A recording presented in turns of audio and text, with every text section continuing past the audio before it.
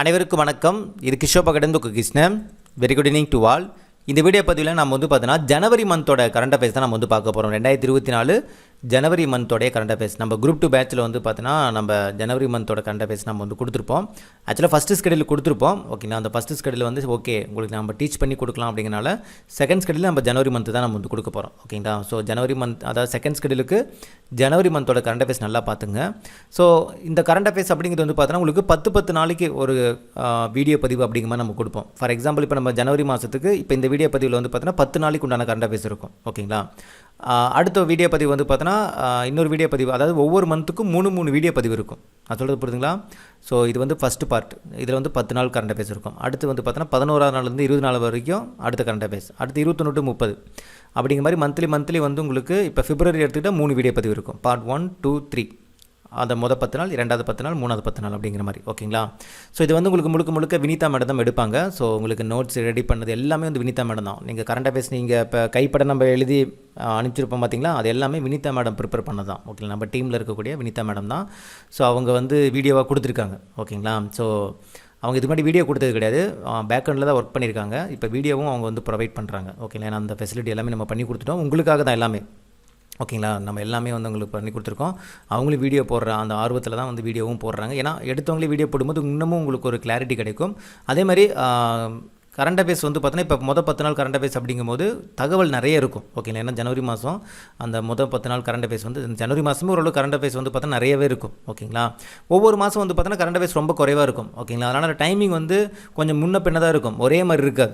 ஓகேங்களா, ஒரு சில கரண்ட் அஃபேர்ஸில் அரை மணி நேரத்தில் முடியும், ஒரு சில கரண்ட் அஃபேர்ஸ் 1 மணி நேரம் கூட இருக்கும். ஏன்னா எல்லா தகவலும் ரொம்ப முக்கியமானது. எல்லாமே நியூஸ் பேப்பர்லேருந்து எடுத்துருக்கக்கூடிய தகவல். நல்லா கேடுங்க, தமிழ் நியூஸ் பேப்பர் தினமணி, தி ஹிந்து இதில் இருக்கக்கூடிய முக்கியமான தகவல் தான். ஓகேங்களா, நம்ம லாஸ்ட்டு குரூப் 4ல் இந்த நியூஸ் பேப்பர் ரிலேட்டடான கரண்ட் அஃபேர்ஸ் நீங்கள் பார்த்துருந்தீங்கன்னா அவ்வளோ தகவல் வந்திருக்கும். ஸோ நீங்கள் இந்த தடவை அதை மிஸ் பண்ணிடாதீங்க. குரூப் 2க்கும் சரி, குரூப் 2 மெயின்ஸுக்கும் சரி ரொம்ப ஹெல்ப்ஃபுல்லாக இருக்கும் தமிழ்நாடு சார்ந்திருக்கக்கூடிய கரண்ட் அஃபேர்ஸ் எல்லாமே. ஸோ மேடம் ஃபுல்லாக டீட்டெயிலாக நடத்துவாங்க, கோத்ரூ பண்ணிங்க. சரிங்களா, வணக்கம். இன்றைக்கி நம்ம என்ன பார்க்க போகிறோம் அப்படின்னா ஜனவரி 1லேருந்து 10 வரைக்கும் இருக்கக்கூடிய கரண்ட் அஃபேர்ஸை இன்றைக்கி நம்ம பார்த்துருவோம். நமக்கு வெனஸ்டே டெஸ்ட் இருக்குது இல்லைங்களா, ஜனவரி மந்தோடைய கரண்ட் அஃபேர்ஸ் டெஸ்ட் இருக்குது. அதனால் நம்ம என்ன பண்ணுறோம்னா டெய்லி ஒரு 10 டேவோடைய கரண்ட் அஃபேர்ஸ் பார்த்தோம் அப்படின்னா கம்ப்ளீட் பண்ணிடலாம். ஓகேங்களா, பாருங்கள், கவனிங்க. ஃபஸ்ட்டு கொஷின் பாருங்கள். விண்வெளியில் உள்ள புற ஊதா கதிர்கள், அங்கு பரவும் எக்ஸ்ரே கதிர்கள் இயக்கம் மற்றும் நட்சத்திரங்களின் செயல்பாட்டை ஆய்வு செய்ய இஸ்ரோ 2015ஆம் ஆண்டில் அனுப்பிய செயற்கைக்கோள் எதுன்னு கேட்குறாங்க. அஸ்ட்ரோசாட். ஏன் இப்போ இந்த 2015ஆம் ஆண்டு அனுப்பின சேட்டலைட்டை பார்க்கணும் அப்படின்னா, நம்ம ஜனவரி 1 அன்றைக்கி என்ன சேட்டலைட் அனுப்பிச்சிருப்போம்னா எக்ஸ்போசாட் அப்படின்னு சொல்லக்கூடிய அந்த ஸ்பேஸில் இந்த ரேஸ் சம்மந்தமாக அதை பற்றி ரிசர்ச் பண்ணுறதுக்காக ஒரு சேட்டலைட்டை நம்ம அனுப்பிச்சோம். சரிங்களா, அப்போ இதே மாதிரி அதுக்கு முன்னாடி ஏதாவது சேட்டலைட் அனுப்பிச்சிருக்கோம்னு கேட்டால் ஆமாங்க, 2015 அஸ்ட்ரோசாட் அப்படின்னு சொல்லக்கூடிய ஒரு சேட்டலைட்டை நம்ம என்ன பண்ணியிருக்கோம், அனுப்பிச்சிருக்கோம். சரிங்களா, இது என்ன பண்ணிருக்கு அப்படின்னா விண்வெளியில் உள்ள அல்ட்ரா வயலட் ரேஸ்ன்னு சொல்லுவோம் இல்லைங்களா, அதுக்கப்புறம் அங்கே இருக்கக்கூடிய எக்ஸ்ரே ரேஸோடைய இயக்கம், அதுக்கப்புறம் நட்சத்திரங்களுடைய செயல்பாட்டை ஆய்வு செய்வதற்காக அனுப்பப்பட்டது. சரிங்களா, எப்போ அனுப்பிச்சிருக்கோம், 2015 அனுப்பிச்சிருக்கோம். ரொம்ப முக்கியமானதுங்க, பார்த்துக்கோங்க. அடுத்து பாருங்கள், கருத்துளை, நியூட்ரான் நட்சத்திரங்கள் போன்ற வானியல் நிகழ்வுகளை ஆழமாக புரிந்து கொள்ள இஸ்ரோ இன்று அனுப்ப உள்ள எக்ஸ்போசாட்டில் பொருத்தப்பட்டுள்ள 2 சாதனங்கள் எவை? நான் இப்போ சொன்னேன் இல்லைங்களா, ஜனவரி 1 எக்ஸ்போசாட் அப்படின்னு சொல்லிட்டு ஒரு சேட்டலைட்டை நம்ம அனுப்பிச்சோம். சரிங்களா, அது எதற்காக நம்ம அனுப்பிச்சோம் அப்படின்னு பார்த்திங்கன்னா கருத்துளை, நியூட்ரான் நட்சத்திரங்கள் இதையெல்லாம் பற்றி தெரிஞ்சுக்கிறதுக்காக, ஆய்வு செய்வதற்காக நம்ம அனுப்பிச்சிருக்கோம். இதில் பொருத்தப்பட்ட 2 சாதனங்கள் ரொம்ப முக்கியமான இன்ஸ்ட்ருமெண்ட் 2 எதுன்னு பார்த்தீங்கன்னா எக்ஸ்பெக்ட் ஒன்று, இன்னொன்று போலிக்ஸ். எக்ஸ்பெக்ட் அப்படின்னு என்னென்னு பார்த்தீங்கன்னா அதனோட எக்ஸ்பென்ஷன் எக்ஸ்ரே ஸ்பெக்ட்ரோகிராஃபி, போலிக்ஸ் எக்ஸ்ரே போலரிமீட்டர். ஏன்னா இந்த மாதிரி இப்போ குரூப் 2 எக்ஸாம், குரூப் 1 எக்ஸாம் அப்படிங்கிறதெல்லாம் பார்த்தீங்கன்னா இந்த மாதிரி எக்ஸ்பென்ஷன் கேட்கலாம். சரிங்களா, இதெல்லாம் பார்த்து வச்சுக்கோங்க. எக்ஸ்பெக்ட் ஒன்று, போலிக்ஸ் ஒன்று. ஓகேங்களா, அடுத்தது பாருங்கள், இண்டெக்ஸ். ரொம்ப முக்கியமான ஒன்றுங்க. நமக்கு தெரியும் அதிகமாக நம்ம ஹியூமன் டெவலப்மெண்ட் இண்டெக்ஸ் நமக்கு சிலபஸ்லேயே இருக்குது யூனிட் 9ல். அது போக மற்ற இண்டெக்ஸை நம்ம எல்லா இண்டெக்ஸுமே பார்த்துக்கணும். இந்தியா சம்மந்தப்பட்ட எல்லா இண்டெக்ஸுமே நம்ம பார்த்துக்கணும். சரிங்களா, அதில் பாருங்கள், யுஎன்டிபி ஐநா வளர்ச்சி திட்டம், யுனைடெட் நேஷன் டெவலப்மெண்ட் பிளான் அப்படின்னு சொல்லக்கூடிய ஒரு அமைப்பு வெளியிட்ட 2023ஆம் ஆண்டின் உலக அறிவு குறியீட்டு தரவரிசையில் 133 நாடுகளின் பட்டியலில் இந்தியா எத்தனையாவது இடத்தில் உள்ளதுன்னு பார்த்தீங்கன்னா 95. அப்போது உலக அறிவு குறியீட்டு தரவரிசை யார் வெளியிட்டிருக்காங்க? UNDP வெளியிட்டிருக்காங்க. எத்தனை நாடுகளோட கம்பேர் பண்ணியிருக்காங்க? 133 நாடுகளோட கம்பேர் பண்ணியிருக்காங்க. இந்தியா எந்த பிளேஸ்லங்க இருக்குது? 95வது பிளேஸில் இருக்குது. வருஷத்தையும் பார்த்து வச்சுக்கோங்க, 2023க்கானது. ஓகேங்களா? பாருங்கள், அடுத்தது மனித வளர்ச்சி குறியீடு தான். நான் இப்போ சொன்னேன் இல்லைங்களா, ஹியூமன் டெவலப்மெண்ட் இண்டெக்ஸு. அது உங்களுக்கு இது யூனிட் 9 இம்பார்ட்டண்ட்டு. ஆனால் வருஷம் பாருங்கள் 2022. 2023க்கானது கொடுத்துருக்காங்க. நம்ம வரக்கூடிய கரண்ட் அஃபேர்ஸில் அதை பற்றி இன்ஃபர்மேஷன் பார்க்கலாம். ஓகேங்களா? ஃபஸ்ட் இது பாருங்கள், 2022ஆம் ஆண்டின் உலகளாவிய மனித வளர்ச்சி குறியீட்டு தரவரிசையில் 191 நாடுகளின் பட்டியலில் இந்தியா எத்தனையாவது இடத்தில் உள்ளது அப்படின்னு பார்த்தீங்கன்னா 132. ஓகேங்களா? 2022 மனித வளர்ச்சி குறியீட்டு தரவரிசையில் நம்ம எந்த பிளேஸில் இருக்கோங்க? 132வது பிளேஸில் இருக்கோம். ரொம்ப முக்கியமானதுங்க, கரண்ட் அஃபேர்ஸ்லேயும் யூனிட் 9லேயும். அடுத்தது பாருங்கள், கடந்த 2015ஆம் ஆண்டில் உலக புதுமைகள் படைத்தல் குறியீடு தரவரிசையில் 81வது இடத்தில் இருந்த இந்தியா தற்போது எத்தனையாவது இடத்துக்கு முன்னேறியுள்ளது? உலக புதுமைகள் படைத்தல் குறியீடு அப்படின்னு சொல்லிட்டு அந்த இண்டெக்ஸுங்க. 2015 நம்ம எந்த பிளேஸ்லங்க இருக்கோம்? 81வது பிளேஸில் இருக்கோம். ஆனால் இப்போ எவ்வளோ முன்னேறி இருக்கும் பாருங்கள், 40, கிட்டத்தட்ட 41 பிளேஸ் முன்னாடி வந்துட்டோம். இது எவ்வளோ பெரிய இம்ப்ரூவ்மெண்ட்டு? இது ரொம்ப முக்கியமான கொஷின், பார்த்துக்கோங்க. அடுத்தது பாருங்கள், 16வது நிதி ஆணைய தலைவராக நியமிக்கப்பட்டுள்ளவர் யார்? Finance commission. ஃபினான்ஸ் கமிஷன் 5 வருடத்திற்கு ஒரு முறை யார் நியமிப்பாங்க? குடியரசுத் தலைவர். அதை பற்றி சொல்லக்கூடிய ஆர்டிக்கல் என்னங்க? ஆர்டிக்கல் 280. சரிங்களா? இப்போ அமைச்சக்கூட 16வது நிதி ஆணையம் தான் இப்போ அமைச்சிருப்பாங்க. அதனுடைய தலைவராக யார் நியமிக்கப்பட்டிருக்காங்க? அரவிந்த் பனகேரியா. அரவிந்த் பனகேரியா எத்தனையாவது நிதி ஆணைய தலைவர்? அதுவும் முக்கியம், 16வது நிதி ஆணைய தலைவர். இவரை பற்றி நீங்கள் தெரிஞ்சிருப்பீங்க. 2015 to 17 நிதி ஆயோக் இருக்குது பார்த்தீங்களா, பிளானிங் கமிஷனுக்கு பதிலாக கொண்டு வந்தது தான் நிதி ஆயோக். அதில் துணைத் தலைவராக என்ன பண்ணியிருப்பாங்க? பணியாற்றியிருப்பாங்க அவங்க. ஓகேங்களா? அடுத்தது, இந்த நிதி ஆணையத்துடைய 16வது நிதி ஆணையத்துடைய செயலாளராக யார் இருந்திருக்காங்க? ரித்விக் ரஞ்சனம் பாண்டேவை அப்பாயின்மெண்ட் பண்ணியிருக்காங்க. புரிஞ்சுதுங்களா? அப்போ தலைவர் வேறு, செயலாளர் வேறு. ஓகேங்களா? ரெண்டையும் கன்ஃபியூஸ் பண்ணிக்காதீங்க. தலைவர் அரவிந்த் பனகேரியா, செயலாளர் ரித்விக் ரஞ்சனம் பாண்டே. ஓகேங்களா? அப்போ இதுக்கு முன்னாடி யார் இருந்திருக்காங்க? 15வது நிதி ஆணைய தலைவர் யாருன்னு பார்த்தீங்கன்னா NK சிங். இதுவும் பார்க்கணுமான்னா கண்டிப்பாக பார்க்கணும். ஓகேங்களா? அவர் எத்தனையாவது? 15வது. ஓகேங்களா? கொஷின் இப்படி கூட கேட்கலாங்க, 15வது நிதி ஆணைய தலைவர் இப்போ ஒன்றுமே இல்லைங்க, இப்போ அரவிந்த் பனகேரியாவை அப்பாயின்மெண்ட் பண்ணியிருக்காங்களா? 16வது நிதி ஆணைய தலைவர் தான் கேட்கணுன்ட்டு அவங்களுக்கு அவசியம் இல்லை. இதுக்கு முன்னாடி யார் இருந்தாங்கன்னு கேட்பாங்க, அது கூட கேட்கலாம். ஓகேங்களா? அதையே கூட கேட்கலாம், பார்த்துக்கோங்க. அடுத்து பாருங்கள், எண்ம சாதனங்களின் இணைய பாதுகாப்புக்கு மத்திய அரசு அறிமுகப்படுத்திய வலைதளம். சரிங்களா? எதுன்னு பார்த்தீங்கன்னா சைபர் ஸ்வச்தா கேந்திரா. அப்போ இப்போ ஃபுல்லாகவே டிஜிட்டலாகவே மாறிடுச்சு இல்லைங்களா? இதுக்கு இணைய பாதுகாப்பு அப்படிங்கிறது கண்டிப்பாக நமக்கு தேவைப்படும். சரிங்களா? அதுக்காக சென்ட்ரல் கவர்மெண்ட் ஒரு வெப்சைட் இன்ட்ரடியூஸ் பண்ணியிருக்காங்க. அந்த வெப்சைட் பேர் என்னதுங்க? சைபர் ஸ்வச்தா கேந்திரா. ஓகேங்களா? அடுத்தது பாருங்கள், இந்த வெப்சைட் மட்டும் இல்லாமல் 2 ஆப்பை இன்ட்ரடியூஸ் பண்ணியிருக்காங்க சென்ட்ரல் கவர்மெண்ட்டு. இணைய பாதுகாப்புக்கு மத்திய அரசு அறிமுகம் செய்துள்ள 2 இலவச பாட் நீக்க செயலிகள் எதுன்னு பார்த்தீங்கன்னா இஸ்கேனும் எம்கவச் 2. இஸ்கேன், எம்கவச் 2. இன்னொன்று வெப்சைட் பார்த்தீங்கன்னா சைபர் ஸ்வச்தா கேந்திரா. ஓகேங்களா? அடுத்து பாருங்கள், ஜனவரி 2க்கான கரண்ட் அஃபேர்ஸ். எக்ஸ்போசாட் என்பதன் விரிவாக்கம். நம்ம சொன்னோம் இல்லைங்களா, ஜனவரி 1 2024 அப்போது எக்ஸ்போசாட் அப்படிங்கிற சேட்டலைட்டை நாம் அனுப்புகிறோம், இந்தியா அனுப்பிச்சிச்சு. அப்போ அந்த எக்ஸ்போசாட் அப்படிங்கிறக்கான எக்ஸ்பென்ஷன் என்னென்னு பார்த்தீங்கன்னா எக்ஸ்ரே பொலரிமீட்டர் சேட்டலைட். ஓகேங்களா? அடுத்தது பாருங்கள், PSLV ராக்கெட்டின் இறுதி பகுதியான BS4 இயந்திரத்தில், அப்போ PSLV ராக்கெட் இருக்குது பார்த்தீங்களா, அதனோட இறுதி பகுதி என்னென்னு பார்த்தீங்கன்னா PS4 இயந்திரம். அந்த இயந்திரத்தில் ஒரு சோதனை முயற்சி பண்ணியிருக்காங்க. 3வது முறையாக வெற்றிகரமாக மேற்கொள்ளப்பட்ட பரிசோதனை முயற்சி எதுன்னு பார்த்தீங்கன்னா போயம். அந்த போயம்க்கு எக்ஸ்பென்ஷன் என்னென்னா PSLV ஆர்பிட்டல் எக்ஸ்பெரிமெண்டல் மாடியூல். அதாவது என்ன சோதனை அப்படிங்கிறத தாண்டி அந்த எக்ஸ்பென்ஷனில் நம்மளை கேட்கலாம். ஓகேங்களா? பார்த்துக்கோங்க. அடுத்தது பாருங்கள், PS4 இயந்திரம் இப்போ பார்த்தோம் இல்லைங்களா, அதே தான். PS4 இயந்திரத்தில் பொருத்தப்பட்டுள்ள ஒரு சாதனம் பொருத்தப்பட்டிருக்காங்க. சரிங்களா? பாருங்கள், பொருத்தப்பட்டுள்ள திருவனந்தபுரம் லால் பகதூர் சாஸ்திரி மகளிர் தொழில்நுட்ப கல்வி நிறுவன மாணவிகளால் வடிவமைக்கப்பட்ட விசெட் சாதனம் எதனை குறித்து ஆய்வு மேற்கொள்ளும் பார்த்தீங்கன்னா பருவநிலை மாற்றம். அப்போ ஒரு விசெட் சாதனம் அதில் பொருத்தியிருக்காங்க. அது யார் வடிவமைச்சிருக்காங்க? திருவனந்தபுரம் லால் பகதூர் சாஸ்திரி மகளிர் தொழில்நுட்ப கல்வி சரிங்களா கல்வி நிறுவன மாணவிகள் என்ன பண்ணியிருக்காங்க, வடிவமைச்சிருக்காங்க. இது எதை பற்றி ஆய்வு மேற்கொள்ளும்னு பார்த்தீங்கன்னா பருவநிலை மாற்றத்தை பற்றி ஆய்வு மேற்கொள்ளும். இப்போ பருவநிலை மாற்றம் அப்படிங்கிறதாங்க இன்றைக்கி இருக்கக்கூடிய ஒரு மிகப்பெரிய பிரச்சனையே. அதையை பற்றி என்ன பண்ண போகுது அப்படின்னா இந்த சாதனம் ஆய்வு மேற்கொள்ள போகுது. ஓகேங்களா? அடுத்தது பாருங்கள்.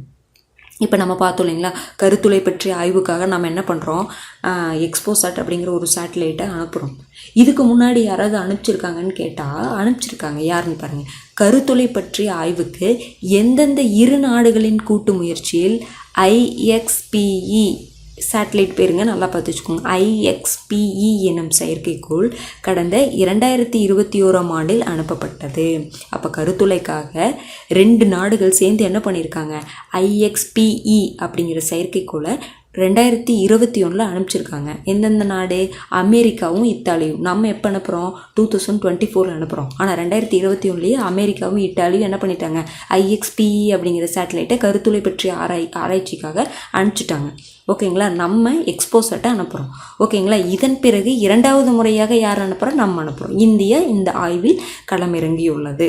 அவ்வளோதான். ஓகேங்களா? அடுத்தது பாருங்கள். ஜனவரி 7-8 அன்று எங்கு உலக முதலீட்டாளர்கள் மாநாடு நடைபெற உள்ளது? Global investors meet. ரொம்ப முக்கியமானதுங்க. சென்னையில் நடைபெறுது. இதில் தான் பார்த்திங்கன்னா எல்லா கண்ட்ரீஸ்லேருந்து நம்மளோட தமிழகத்தில் என்ன பண்ணுவாங்க அப்படின்னா நிறைய இடத்துல அவங்களுடைய ஆலைகளை அமைக்கிறது அந்த மாதிரிலாம். அப்படி அமைக்கும் பொழுது என்ன ஆகும் அப்படின்னா நம்மளுடைய ஸ்டேட் பொருளாதார ரீதியாக ஒரு வளர்ச்சியை மேற்கொள்ளும். சரிங்களா?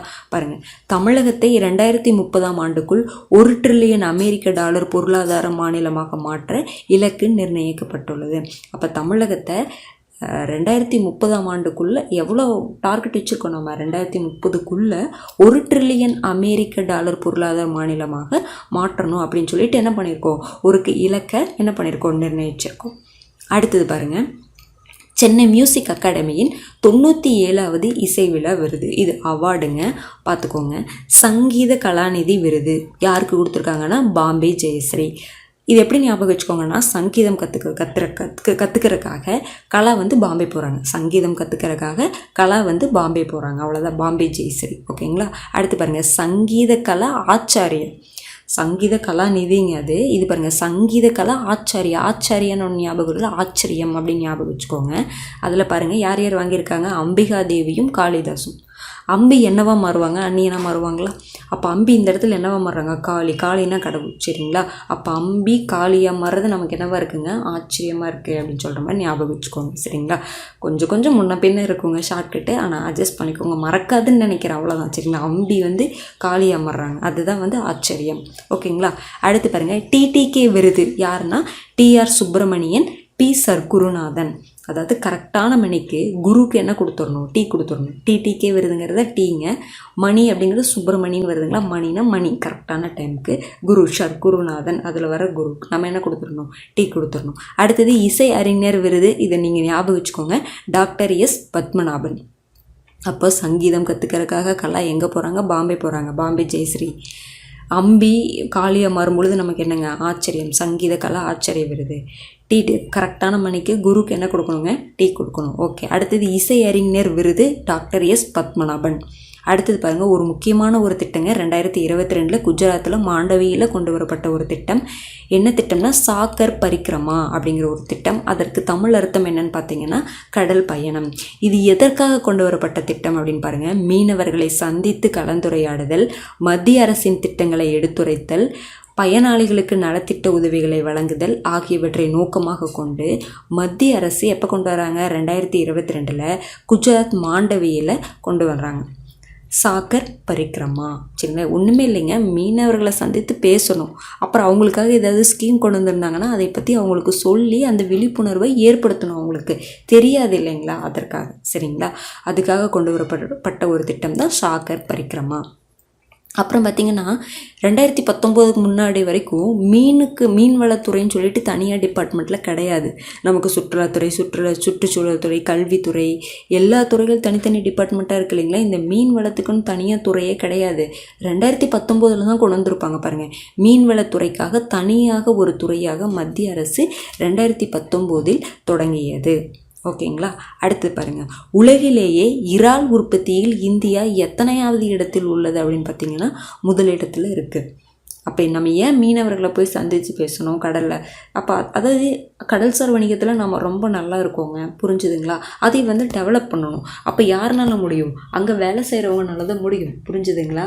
அப்போ பாருங்கள், உலகிலேயே இறால் உற்பத்தியில் இந்தியா எத்தனையாவது இடத்தில் உள்ளதுன்னு பார்த்தீங்கன்னா ஃபஸ்ட்டு பிளேஸில் இருக்குது. அடுத்தது பாருங்கள், கடல்சார் ஏற்றுமதியில் இந்தியா எத்தனையாவது இடத்துல இருக்குது? 4வது இடத்துல இருக்குது. அப்போ சாக்கர் பரிக்கிரமா அப்படிங்கிற திட்டம் எவ்வளோ முக்கியத்துவம் வாய்ந்த ஒரு திட்டம் பாருங்கள். அப்போ அவங்க நல்லா இருந்தால் தாங்க ஏற்றுமதி நல்லா இருக்கும், கடல் வணிகம் நல்லா இருக்கும், சரிங்களா. அடுத்தது பாருங்கள், அப்போ இறால் உற்பத்தியில் இந்தியா ஃபஸ்ட்டு, சரிங்களா. இறால் உற்பத்தியில் இந்தியா ஃபஸ்ட்டு, கடல்சார் ஏற்றுமதியில் இந்தியா வந்து 4th. அடுத்தது, மத்திய அரசின் திறன் இந்தியா திட்டத்தின் கீழ் அரசு பள்ளிகளில் செயல்பட்டு வரும் அறிவியல் ஆய்வகம், சயின்ஸ் லெபார்டரிங்க. எல்லா கவர்மெண்ட் ஸ்கூல்லையுமே சயின்ஸ் லெபார்டரி இருக்குது, சரிங்களா. அது என்ன சொல்கிறாங்கன்னா அட்டல் டிங்கரிங் அப்படின்னு சொல்கிறாங்க. அட்டல் டிங்கரிங்னா என்னன்னு கேட்கலாம். ஒன்றுமே கிடையாதுங்க, கவர்மெண்ட் ஸ்கூலில் செயல்படக்கூடிய ஒரு சயின்ஸ் லெபார்டரி தான். எந்த திட்டத்தின் கீழ் அது செயல்படுது? மத்திய அரசுடைய திறன் இந்தியா, ஸ்கில் இந்தியா ஸ்கீம்னு சொல்ல முடியுமா, அந்த திட்டத்தின் கீழ் செயல்பட்டு வருது. ஓகேங்களா. அடுத்தது பாருங்கள், இது பாருங்கள், இந்தியா பாகிஸ்தான் ஒன்றுமே இல்லைங்க. இது என்னென்னா வருஷம் நம்ம இந்தியாவும் பாகிஸ்தானும் இன்ஃபர்மேஷனை ஷேர் பண்ணிக்குவோம். என்ன இன்ஃபர்மேஷன் அப்படின்னு பார்த்தீங்கன்னா, எங்கள் நாட்டில் அணுமின் நிலையங்கள் இவ்வளோ இருக்குது, அவங்க வசதிகள்லாம் வந்து இப்படி இருக்குது அப்படின்னு சொல்லிட்டு நம்ம அவங்களுக்கு சொல்லுவோம். அவங்கள என்ன பண்ணுவாங்க, பாகிஸ்தான் என்ன பண்ணுவாங்க, இவ்வளோ இருக்குது, வசதிகள் இவ்வளோ இருக்குன்னு சொல்லிட்டு இன்ஃபர்மேஷனை வந்து ஷேர் பண்ணுவாங்க. அது எப்போ இருந்து ஷேர் பண்ணிட்டு வராங்கன்னா 1992 ஷேர் பண்ணிட்டு வருவாங்க. எப்போன்னு பார்த்தீங்கன்னா வருஷத்துக்கு ஒரு தடவை ஜனவரி 1 அன்னைக்கு என்ன பண்ணிக்குவாங்க, ஷேர் பண்ணிக்குவாங்க. அதுதான் இந்த கொஷின் பாருங்கள். இந்தியா மற்றும் பாகிஸ்தானில் உள்ள அணுமின் நிலையங்கள் வசதிகள் குறித்த பட்டியல் டெல்லி மற்றும் இஸ்லாமாபாத்தில் உள்ள தூதரகங்கள் வழியாக எந்த ஆண்டு முதல் பரிமாறிக்கொள்ளப்படுகிறது? 1992 ஜனவரி 1. அடுத்து பாருங்கள், இந்தியாவின் பழமையான பாதுகாப்பு சிந்தனை குழுவாக 1870 துவங்கப்பட்ட குழு எதுன்னு கேட்குறாங்க. எதுன்னு பார்த்தீங்கன்னா united service institution of India, USI, சரிங்களா. இது வந்து ஒரு பழமையான பாதுகாப்பு சிந்தனை குழு 1870 வந்து என்ன பண்ணியிருப்பாங்க, கொண்டு வந்திருப்பாங்க. ஓகேங்களா. அடுத்தது பாருங்கள், நேற்று முதல் அமலுக்கு வந்த மருத்துவமனை கல்வி நிறுவனங்களுக்கு செலுத்தப்படும் UPI பரிவர்த்தனை உச்சவரம்பு எவ்வளவு? அப்போ ஜனவரி 1 ஒன்று கொண்டு வந்திருப்பாங்க. அதாவது எஜுகேஷன் இன்ஸ்டிடியூஷன்லேயும் ஹாஸ்பிட்டல்ஸ்லேயும் அந்த UPI டிரான்சாக்ஷன் இருக்குது பார்த்தீங்களா, அது எது வரைக்கும் எக்ஸ்டெண்ட் பண்ணியிருக்காங்கன்னா 5 லட்சம் வரைக்கும் நம்ம என்ன பண்ணிக்கலாம், டிரான்சாக்ட் பண்ணிக்கலாம். ஓகேங்களா. அடுத்தது பாருங்கள், ரொம்ப முக்கியமானதுங்க. ரிசர்வ் வங்கி எந்த நாட்டுடன் இணைந்து தற்போது நாடு முழுவதும் UPI ATMகளை திறக்க உள்ளது? அப்போ ரிசர்வ் வங்கி என்ன பண்ணுறாங்க, இந்தியா ஃபுல்லாக வந்து UPI ATM வந்து என்ன பண்ண போகிறாங்க, ஓப்பன் பண்ண போகிறாங்க. எந்த நாட்டோட இணைந்து அதை பண்ண போகிறாங்க அப்படின்னா ஜப்பானின் ஹிட்டாச்சி நிறுவனத்தோடு இணைந்து என்ன பண்ண போகிறாங்க, ரிசர்வ் வங்கி ஓப்பன் பண்ண போகிறாங்க. ஓகேங்களா. அடுத்தது பாருங்கள், மங்களூர் குழாய் வழி திட்டத்தின் ஒரு பகுதியாக தமிழகத்தில் எங்கு இயற்கை எரிவாயு குழாய் அமைக்கும் பணியை பிரதமர் தொடங்கி வைக்க உள்ளார்? அப்போ குழாய் வழி திட்டம் மங்களூர் வழியை கொண்டு வராங்க. அது தமிழகத்துலேயும் சில பிளேஸில் வந்து கவர் ஆகும், சரிங்களா. அப்போ தமிழகத்தில் ஒரு பகுதியை எங்கே இது பண்ண போகிறாங்கன்னா கிருஷ்ணகிரி டு கோவை வரை என்ன பண்ண போகிறாங்க அப்படின்னா தொடங்கி வைக்க போகிறாங்க. ஒரு 9 டிஸ்ட்ரிக்ட் கவர் ஆகும் நம்ம தமிழகத்தில். பாருங்கள், இப்பணி தருமபுரி, சேலம், நாமக்கல், ஈரோடு, திருப்பூர் மற்றும் கோவை உள்ளிட்ட 9 மாவட்டங்கள் வழியாக சென்று தமிழகத்தின் தேசிய எரிவாயு கட்டமைப்புடன் இணைக்கப்படும். ஓகேங்களா. அடுத்து பாருங்கள், உத்தரப்பிரதேச மாநிலத்தின் முதல் சூரிய மின்சக்தி நகரமாக மாற்றப்பட உள்ள நகரம் எதுன்னு பார்த்தீங்கன்னா அயோத்தி. ஏன்னா இப்போ அயோத்தி ஸ்ரீராமர் கோவில் கட்டினாங்க பார்த்தீங்களா, அதனால் அங்கே நிறையா டெவலப்மெண்ட் ப்ரோக்ராம்ஸ்லாம் அங்கே பண்ணியிருப்பாங்க, சரிங்களா. நிறைய விமான நிலையம் அமைச்சிருப்பாங்க, அந்த மாதிரி நிறைய பூங்காக்கள்லாம் அமைச்சிருப்பாங்க, சரிங்களா. அப்போ அந்த மாதிரி பேரெல்லாம் மாற்றிருப்பாங்க, அதையெல்லாம் கொஞ்சம் நல்லா பார்த்து வச்சுக்கணும். ஓகேங்களா. உத்தரப்பிரதேச மாநிலத்துடைய முதல் சூரிய மின்சக்தி நகரம் எதுன்னு பார்த்தீங்கன்னா அயோத்தி தான். அதுக்காக அவங்க என்ன பண்ணியிருக்காங்க பாருங்கள், சரையு நதிக்கரையில், எந்த நதிக்கரையில், சரையு நதிக்கரையில் 40 மெகாவாட் உற்பத்தி திறன் கொண்ட சூரிய மின்சக்தி பூங்கா அமைக்கப்பட்டு வருகிறது. அப்போ எந்த நதிக்கரையில் 40 மெகாவாட் உற்பத்தி திறன் கொண்ட சூரிய மின்சக்தி பூங்கா அமைக்கப்பட்டு வருகிறதுன்னு பார்த்தீங்கன்னா சரையு நதிக்கரையில். ஓகேங்களா. அடுத்து பாருங்கள், ஒரு விமான நிலையம். அயோத்தியில் திறக்கப்பட்டுள்ள சர்வதேச விமான நிலையம் எதுன்னு பார்த்தீங்கன்னா மகரிஷி வால்மீகி சர்வதேச விமான நிலையம். அப்போ கேட்பாங்க, மகரிஷி வால்மீகி சர்வதேச விமான நிலையம் எங்கே இருக்குது அப்படின்னு கேட்பாங்க. அயோத்தி. ஓகேங்களா. அடுத்து பாருங்கள், எங்கு இந்திய கோயில்களின் கட்டடக்கலை பாரம்பரியத்தை காட்சிப்படுத்தும் அருங்காட்சியகம் அமைக்கப்பட உள்ளது. ஒரு அருங்காட்சியகம் அமைக்க போகிறாங்க. அது எதற்காகன்னு பாருங்கள், இந்திய கோயில்களுடைய கட்டடக்கலை பாரம்பரியத்தை சொல்கிறக்காகவே. சரிங்களா. அது எங்கே அமைக்கிறாங்க, அயோத்தியில். ஓகேங்களா. அடுத்து பாரு, அயோத்தியிலேயே 3 இன்ஃபர்மேஷன் பார்த்துட்டோம் இல்லைங்களா. உத்தரப்பிரதேச மாநிலத்தில் முதல் சூரிய மின்சக்தி நகரமாக மாற்றப்பட உள்ள நகரம் அயோத்தி. அடுத்தது பார்த்திங்கன்னா மகரிஷி வால்மீகி சர்வதேச விமான நிலையம் அயோத்தியில் ஓப்பன் பண்ணியிருக்காங்க. அடுத்தது இந்திய கோயில்களின் கட்டடக்கலை பாரம்பரியத்தை காட்சிப்படுத்தக்கூடிய அருங்காட்சியகம் எங்கே அமைக்கப்பட உள்ளது, அயோத்தியில் அமைக்கப்பட உள்ளது. ஓகேங்களா. அடுத்தது பாருங்க, கடந்த ஆண்டில் எந்த 2 நகராட்சிகள் ஒன்றிணைக்கப்பட்டு அயோத்தி மாநகராட்சியாக தரம் உயர்த்தப்பட்டது. அப்போ ஒரு 2 நகராட்சி சேர்த்திட்டாங்க. எதுன்னு பார்த்தீங்கன்னா ஃபைசாபாத்தையும் அயோத்தியும் சேர்த்து அதை அயோத்தி மாநகராட்சி என்ன பண்ணிட்டாங்க, தரம் உயர்த்திட்டாங்க. ஓகேங்களா. அடுத்து பாருங்கள், அயோத்தி கண்டோன்மெண்ட் ரயில் நிலையம் எவ்வாறு பெயர் மாற்றப்பட்டுள்ளது பார்த்தீங்களா, அயோத்தி கோயில் சந்திப்பு. அப்போ அயோத்தி கண்டோன்மெண்ட் ரயில் நிலையம் எப்படி மாறிடுச்சுங்க, அயோத்தி கோயில் சந்திப்பு. அடுத்து பாருங்கள், ஜனவரி 3க்கான கரண்ட் அஃபேர்ஸ். நமக்கு தெரியும், தேமுதிகவுடைய தலைவரான விஜயகாந்த் சார் அவர்கள் என்ன ஆட்டார்னா இறந்துட்டார். சரிங்களா. அப்போ அவரை பற்றி, அவர் ஆரம்பித்த கட்சி எப்போ ஸ்டார்ட் பண்ணாங்க அப்படிங்கிறத பார்த்துக்கோங்க. விஜயகாந்த் அவர்களால் தேசிய முற்போக்கு திராவிட கழகம் எந்த ஆண்டு தோற்றுவிக்கப்பட்டது அப்படின்னு பார்த்தீங்கன்னா 14 செப்டம்பர் 2005. டேட்டெல்லாம் கண்டிப்பாக முக்கியங்க. ஏன்னா இது பொலிட்டிக்கல் பார்ட்டிஸ்லாம் இருக்குது பார்த்தீங்களா, அதில் இப்போல்லாம் சிம்பிள் கேட்குறாங்க, வருஷமும் கேட்கலாம். மெயினான பார்ட்டிஸோடைய வருஷம் எப்போ ஸ்டார்ட் பண்ணாங்க, யார் ஸ்டார்ட் பண்ணாங்க, அந்த மாதிரி கொஷின்ஸ் எல்லாம் நம்ம எக்ஸ்பெக்ட் பண்ணலாம். ஓகேங்களா. பார்த்துக்கோங்க, 14 செப்டம்பர் 2005. எங்கே செம்மொழி பூங்கா அமைக்கும் பணிகள் தொடங்கியுள்ளன, கோயம்புத்தூரில். ஓகேங்களா. ரொம்ப முக்கியமானதுங்க, செம்மொழி பூங்கா எங்கே அமைக்கிறாங்க, கோயம்புத்தூரில். அடுத்து பாருங்கள், இந்தியாவின் அயன் டோன் என அழைக்கப்படுவது எதுன்னு கேட்குறாங்க. எந்த ஏவுகணை, ஆகாஷ் ஏவுகணை. சரிங்களா. இந்தியாவின் அயன் டோன் என அழைக்கப்படுவது எதுன்னு பார்த்தீங்கன்னா ஆகாஷ் ஏவுகணை. இந்த ஏவுகணை என்ன பண்ணுன்னு பாருங்கள், ஒரே நேரத்தில் 4 வான் இலக்குகளை தகர்ப்பதால் இவ்வாறு அழைக்கப்படுகிறது. சரி, ஒரே நேரத்தில் என்ன பண்ணும், 4 வான் இலக்குகளை என்ன பண்ணும் அப்படின்னா தகர்க்கும்னு சொல்கிறாங்க. ஓகேங்களா.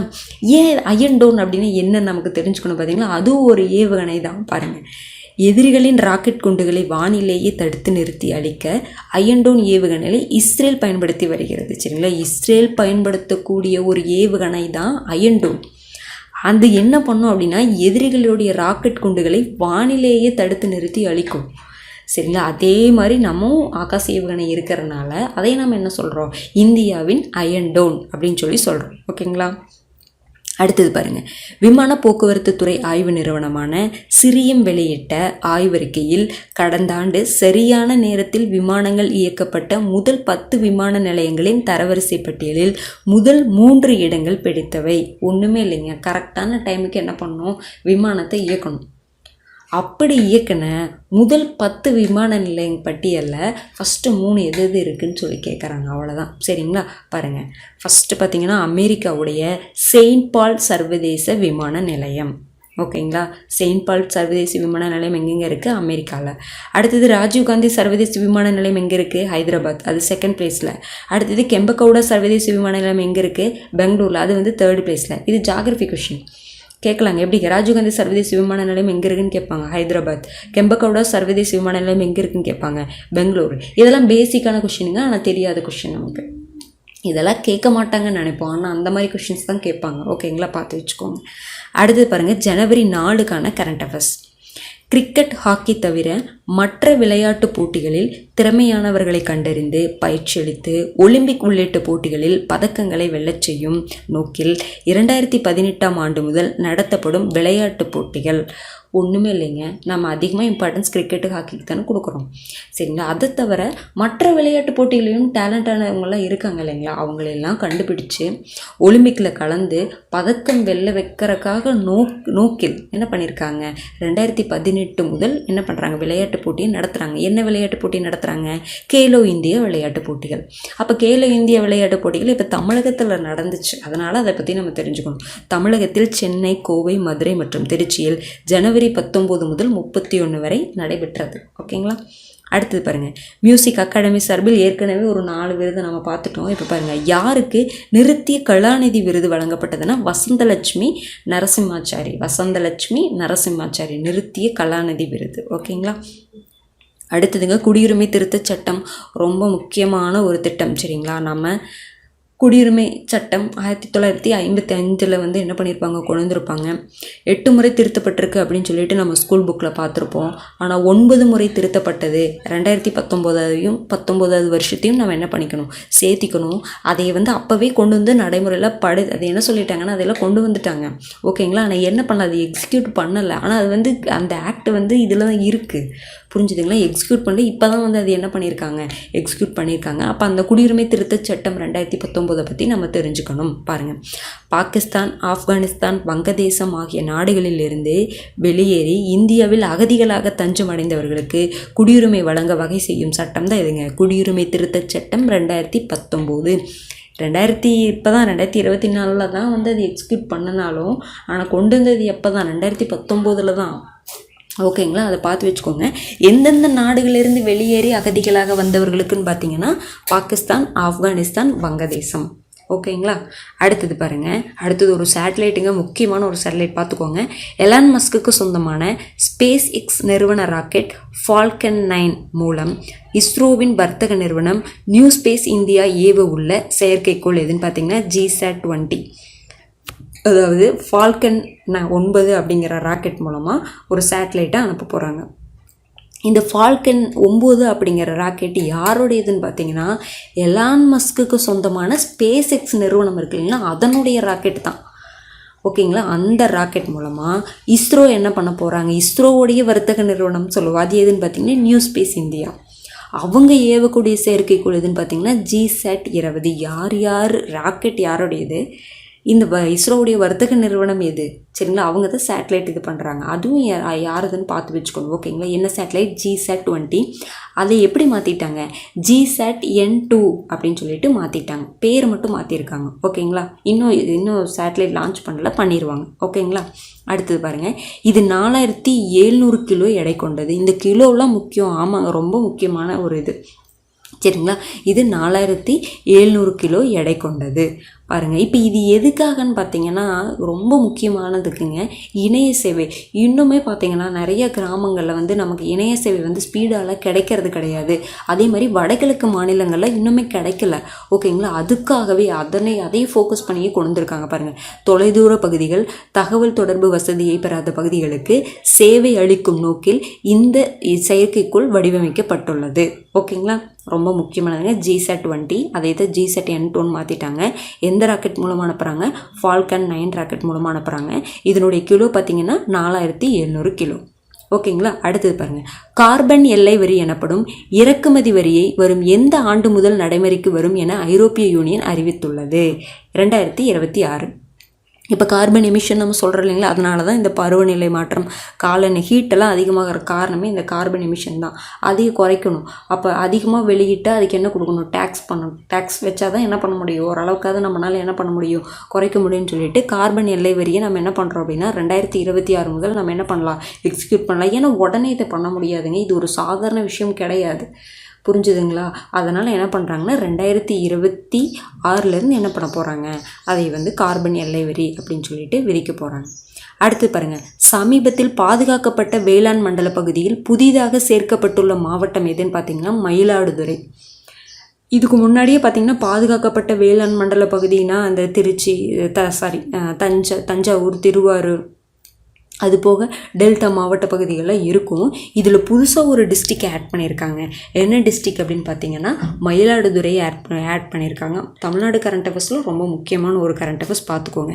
நெற்களஞ்சியங்களை பாதுகாக்கும் வகையில் முன்பே தஞ்சை, திருவாரூர் உள்ளிட்ட டெல்டா மாவட்ட பகுதிகள் பாதுகாக்கப்பட்ட வேளாண் மண்டலமாக அறிவிக்கப்பட்டுள்ளது. இப்போ ரீசெண்டாக மயிலாடுதுறையை ஆட் பண்ணியிருக்காங்க. ஓகேங்களா. அடுத்தது பாருங்கள், பிரிக்ஸ் கூட்டமைப்பில் புதிதாக இணைந்துள்ள 5 நாடுகள். நமக்கு தெரியுங்க பிரிக்ஸ் கூட்டமைப்பிலேயே 5 நாடுகள் தான் இருப்பாங்க.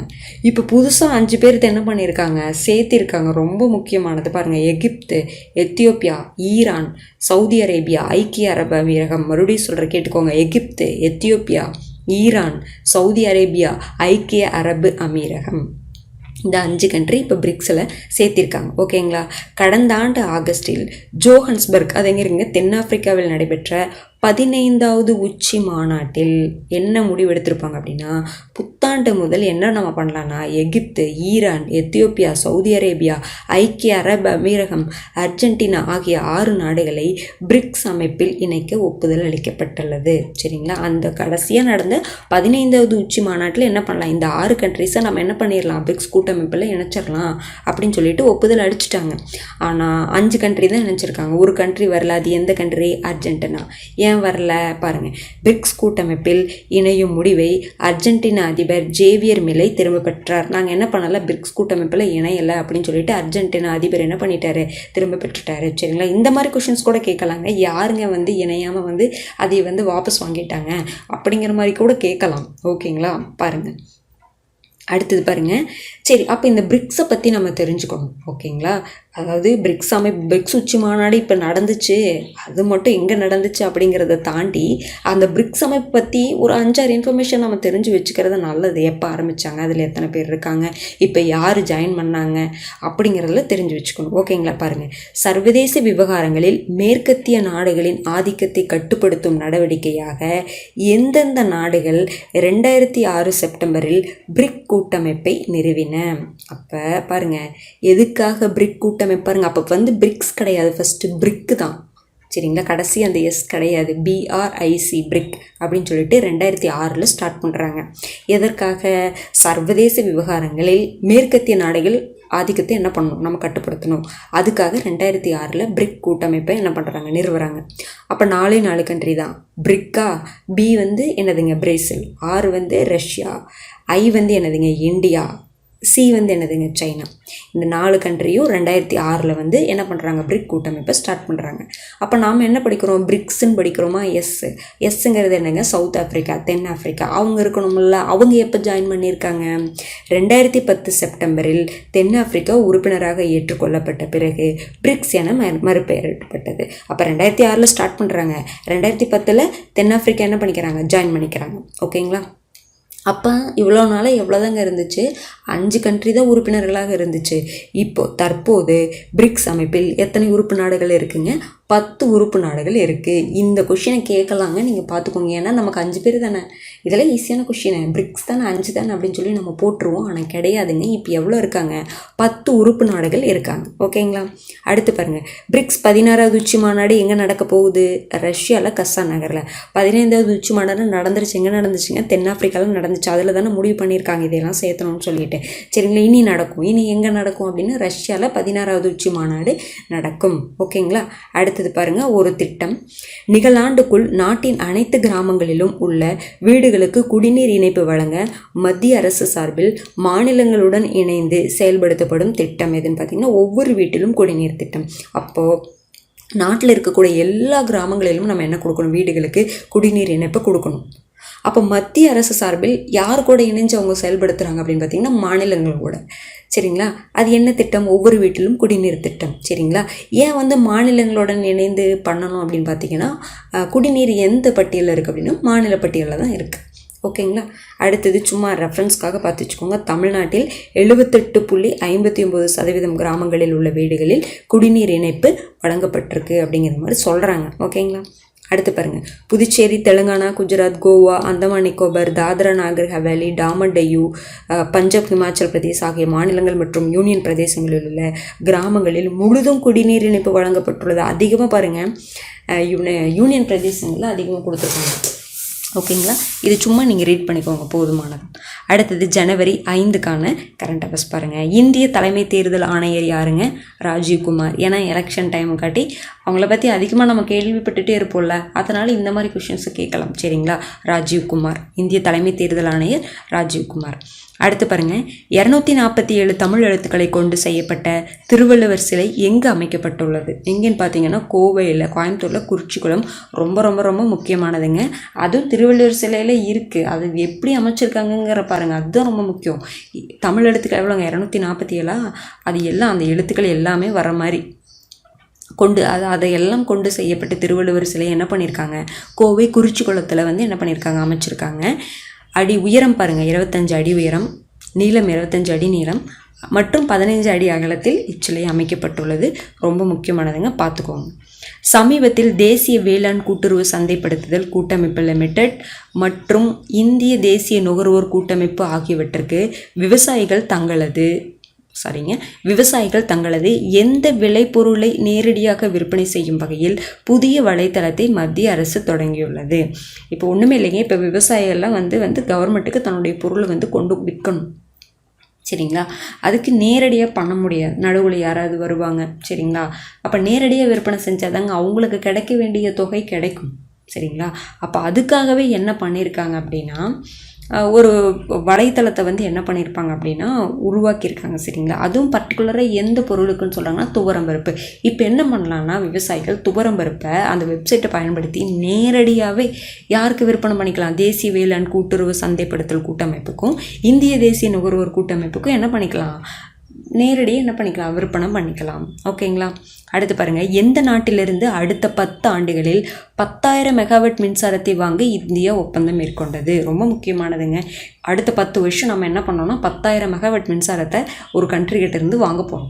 எந்த கண்ட்ரிகிட்ட இருந்து? நேபாளத்துக்கிட்ட இருந்து வாங்க போகிறோம். ஓகேங்களா. அடுத்தது பாருங்கள், இந்திய தென்னாப்பிரிக்கா இடையிலான கிரிக்கெட் டெஸ்ட் போட்டியில் வெற்றி பெற்ற அணி. இந்தியாவுக்கும் தென்னாப்பிரிக்காவுக்கும் டெஸ்ட் நடந்திருக்கும், கிரிக்கெட் டெஸ்ட்டு. அதில் யார் ஜெயிச்சிருப்பாங்க? இந்தியா வந்து ஜெயிச்சிருப்பாங்க. இதில் முக்கியமானது என்னென்னு பார்த்தீங்கன்னா 2 நாட்களுக்கு உள்ளாகவே முடிந்த இந்த ஆட்டம் கிரிக்கெட் வரலாற்றில் மிக குறுகிய டெஸ்ட் அப்படின்னு சொல்லிட்டு வரலாறு 2 நாள்லேயே முடிஞ்சிருக்கும். ஓகேங்களா, அதனால் இது மிக குறுகிய டெஸ்ட் அப்படின்னு சொல்லியிருப்பாங்க. இந்த மாதிரி நியூஸ்லாம் கேட்குறாங்களோ இல்லையாங்க, நம்ம தெரிஞ்சுக்கணும். ஓகேங்களா. பாருங்கள், அடுத்தது பாருங்கள், தற்போது மத்திய அரசு புவிசார் குறியீடு வழங்கியுள்ள ஒடிசாவின் 7 பொருட்கள் எவை? தமிழ்நாடு பொருட்களுக்கு ஏதாவது புவிசார் குறியீடு கொடுத்தா பார்க்கலாம், மற்ற ஸ்டேட்ஸுக்கும் பார்க்கணுமான்னு கேட்டால் பார்த்து வச்சுக்கோங்க. ஒன்றுமே இல்லைங்க. இந்த பாருங்கள், ஃபஸ்ட்டு லாஞ்சியா சௌரா பெயிண்டிங் இருக்குது பார்த்தீங்களா, அதே கொடுத்துட்டு அது எந்த ஸ்டேட்டோடைய ஒரு புவிசார் குறியீடு பெற்ற ஒரு பொருள் அப்படின்னு சொல்லிட்டு நம்மளை கேட்கலாம்ல. அப்போ அது ஒடிசா நமக்கு தெரியணும். புரிஞ்சுதுங்களா? பார்த்து வச்சுக்கோங்க. அப்போ 7 பொருட்களுக்கு ஒடிசாவுடைய பொருட்களுக்கு கொடுத்துருக்காங்க. அது என்னென்னு பாருங்கள். லாஞ்சியா சௌரா பெயிண்டிங், இது எதுனா லாஞ்சியா சௌரா பழங்குடியினருடைய கலை வடிவம் சொல்கிறாங்க. அடுத்தது டோங்கிரியா கோந்த் எம்ப்ராய்டரி சால்வை, டோங்கிரியா கோந்து பழங்குடியினரால் தயாரிக்கப்படுகிறது. இதுவும் பழங்குடியினர் தான்.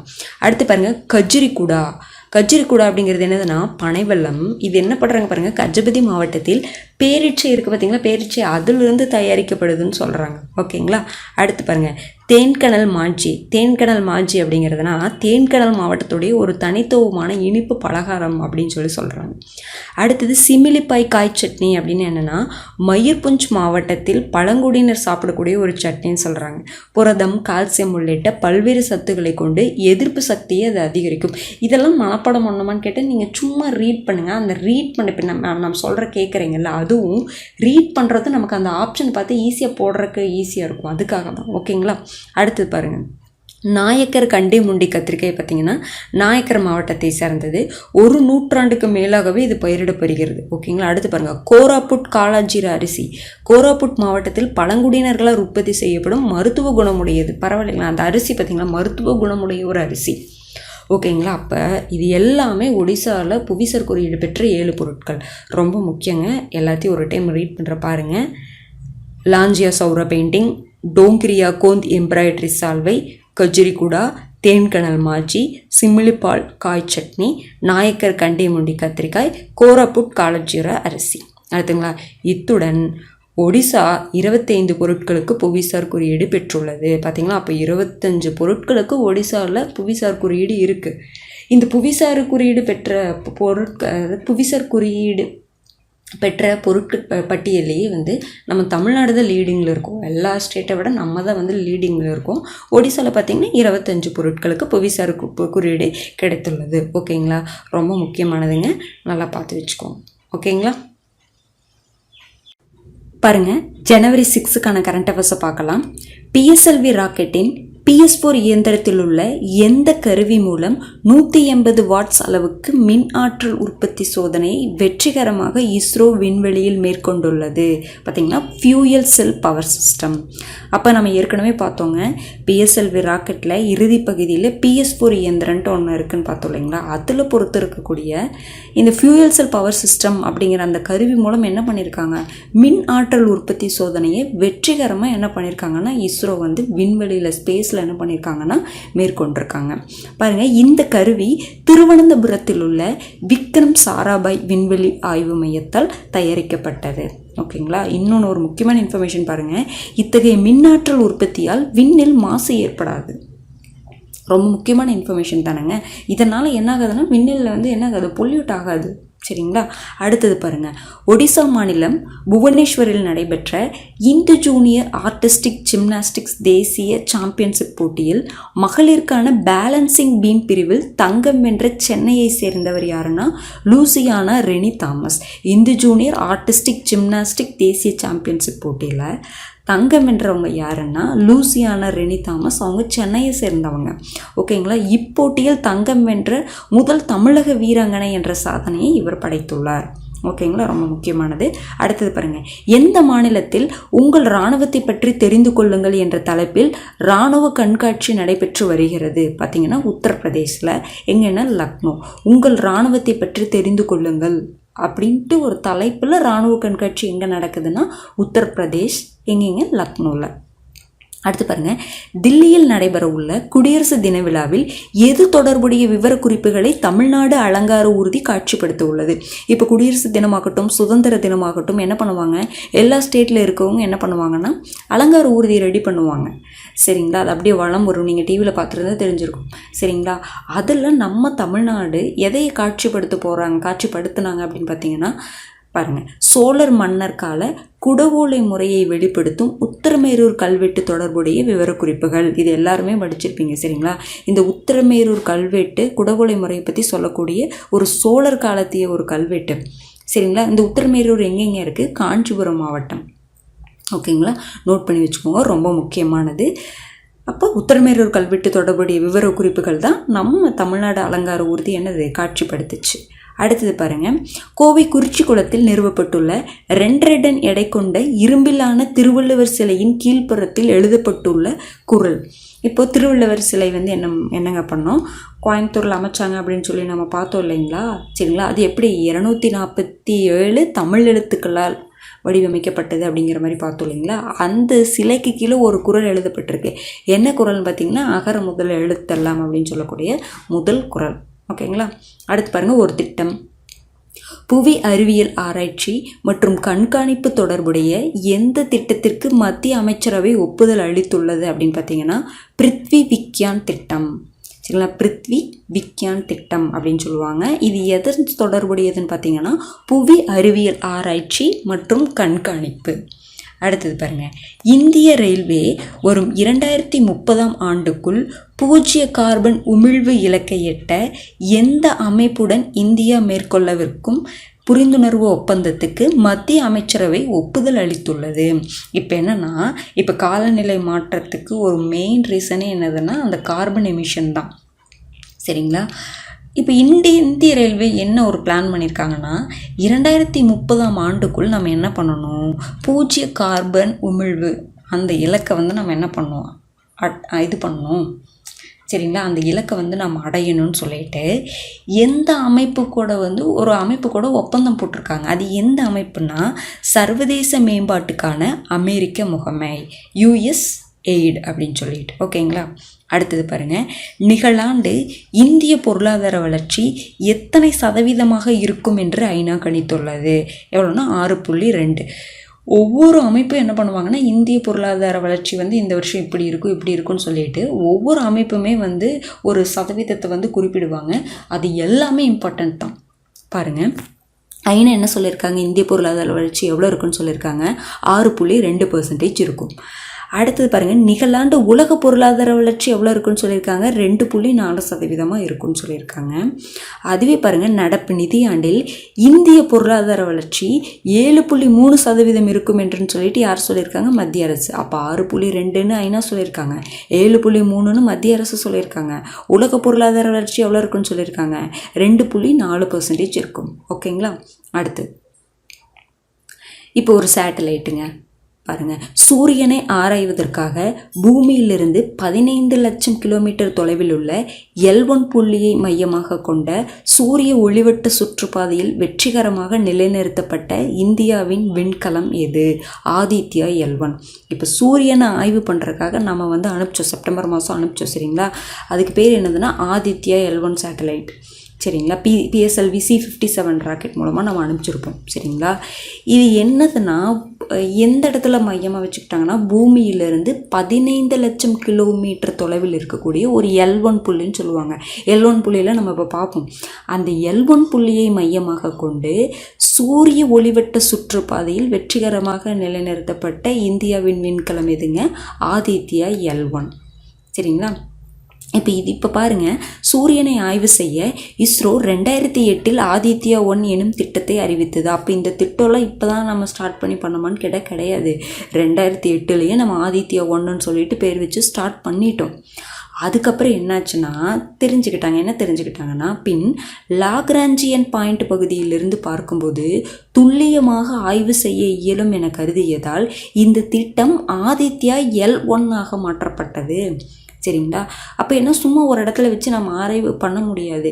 இந்த லக்ராஞ்சியன் பாயிண்ட் அப்படிங்கிற பகுதியிலிருந்து பார்த்தா நல்லாவே அதை வந்து நம்ம என்ன பண்ணலாம், சூரியனா ஆய்வு பண்ணலாம் அப்படின்னு சொல்லிட்டு கண்டுபிடிச்சதுக்கப்புறம் அவங்க அந்த திட்டத்தை பேரை மாற்றிட்டாங்க. எப்படின்னா ஆதித்யா L1 மாற்றிட்டாங்க.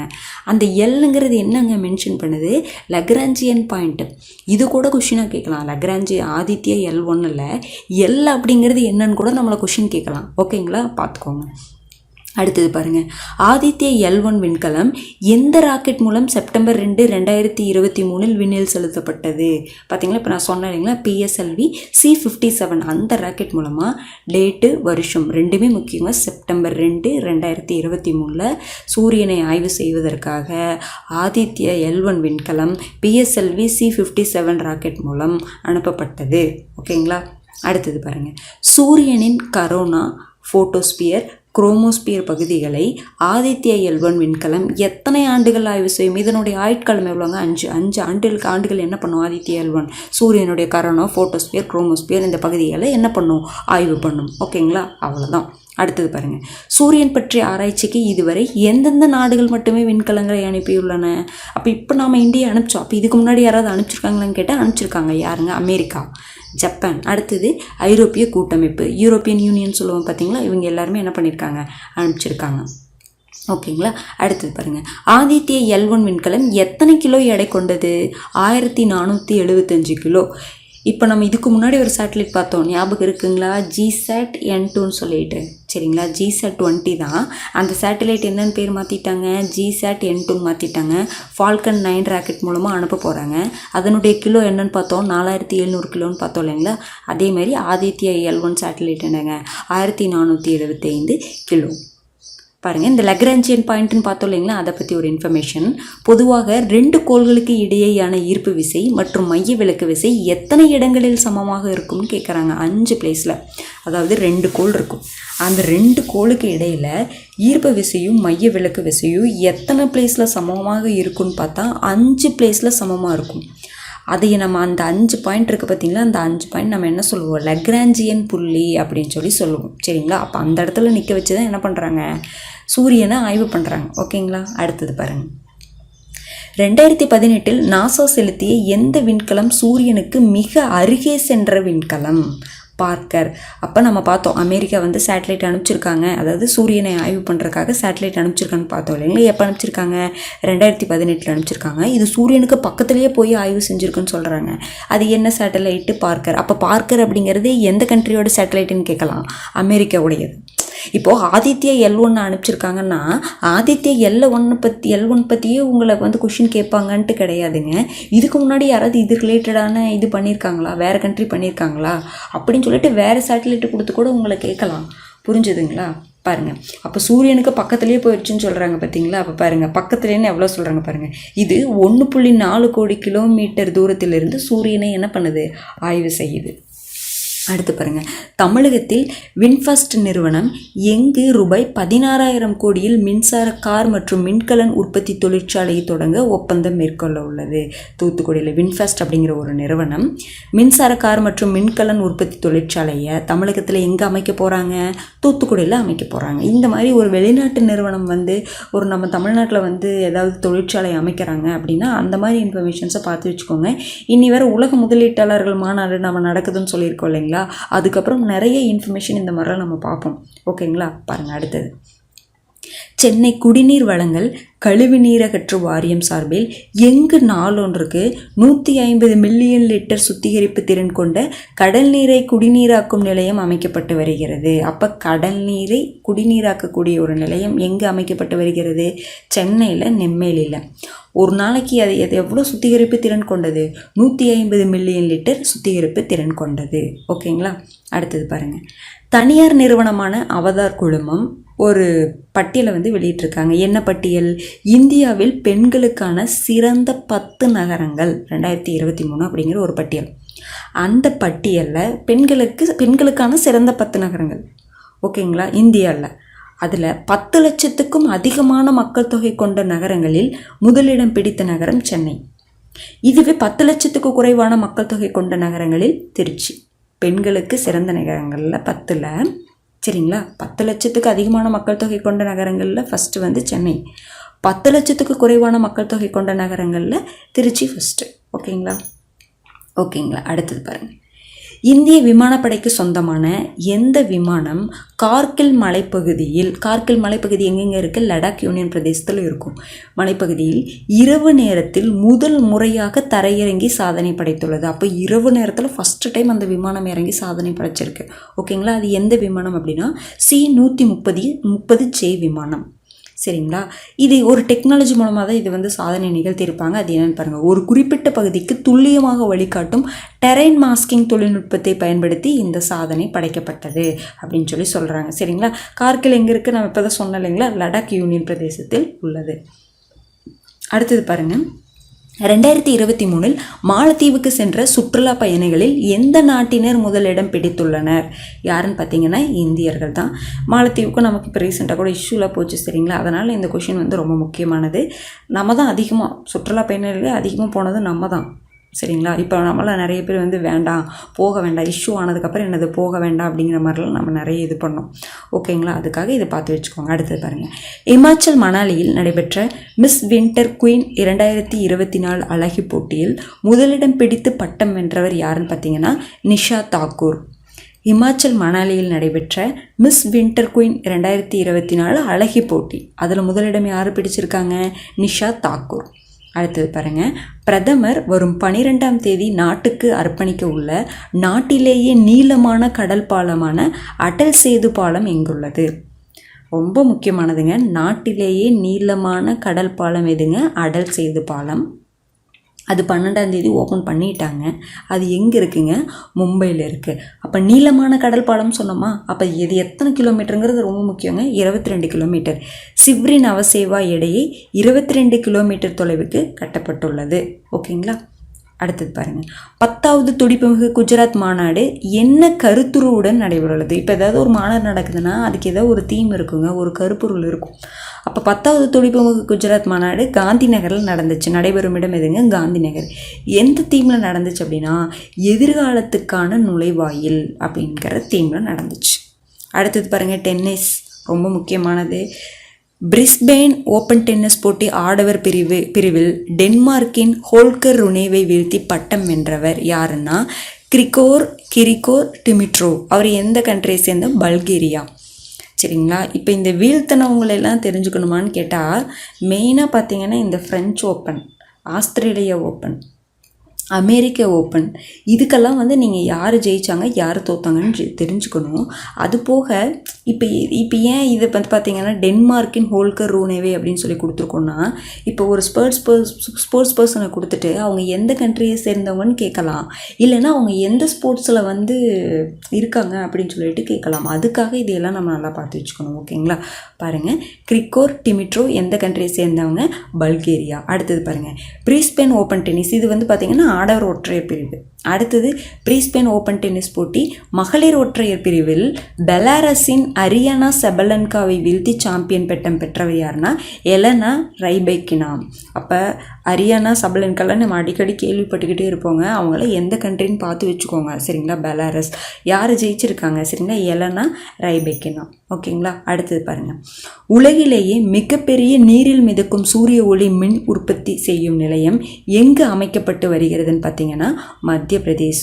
உலகிலேயே பாருங்கள், வேர்ல்டுலேயே மிகப்பெரிய அதுவும் பாருங்கள் நீரில் மிதக்கும் சூரிய ஒளி மின் உற்பத்தி செய்யும் நிலையம் எங்கே அமைக்கப்பட்டு வருதுங்க? மத்திய பிரதேசம். அப்போ நீரில் மிதக்கும் சூரிய மின்னாலும் ஏதாவது ஆற்றுல தான்.